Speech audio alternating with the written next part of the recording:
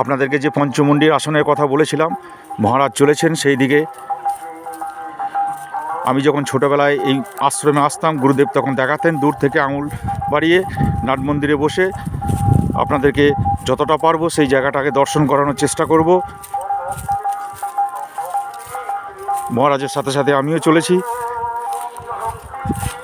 দেবখাল যে খালটির নাম, দেখুন এখন একদম শুকনো, জলই নেই।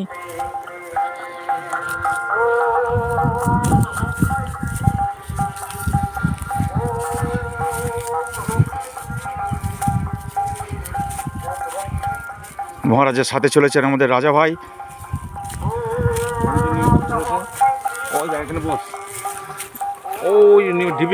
হ্যাঁ, ওটা হচ্ছে পঞ্চমুণ্ডির আসন।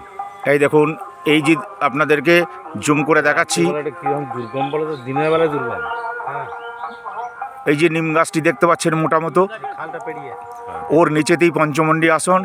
গুরুদেবে বলতেন, কিন্তু গুরুদেব আশ্রম থেকে ওই সময়তে এত গাছপালা হয়নি। দূর থেকে আমাকে অনেকবার দেখিয়েছেন যে এই দেবখালটি পার হয়ে ওইখানটা যেতে হয়, বুঝলি। উনি আসতেন, উনি যেতেন। বর্তমান মহারাজ স্বামী সর্বানন্দগিরি মহারাজ আমাদেরকে দেখালেন। সেই মাকে, সেই পঞ্চমুণ্ডি আসনকে দর্শন করে গেলাম। জয় মা, জয় মা, জয় মা।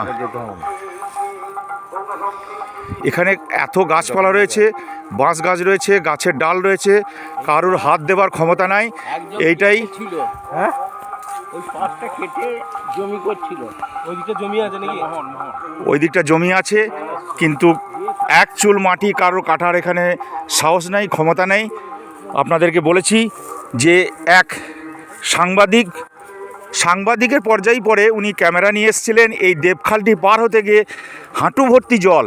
সেই ক্যামেরাটি তার হাত থেকে যে পড়ে যায়, সেই ক্যামেরা আজ অবধি উদ্ধার করতে পারেননি, কোথায় তলিয়ে গিয়েছিল। বহু লোকজন লাগিয়ে খুঁজিয়েছিলেন। বাবা গুরুদেব কথাটা বলেছিলেন, এই কথাটা তখন থেকে আমার মনে আছে যে এই জায়গাটা আপনাদের দর্শন করাবো কোনো না কোনো সময়ে। আমার প্রচার কার্য যখন থেকে শুরু হবে, আমি নিঃসন্দেহে আপনাদের সেই জায়গাটা দেখাবো।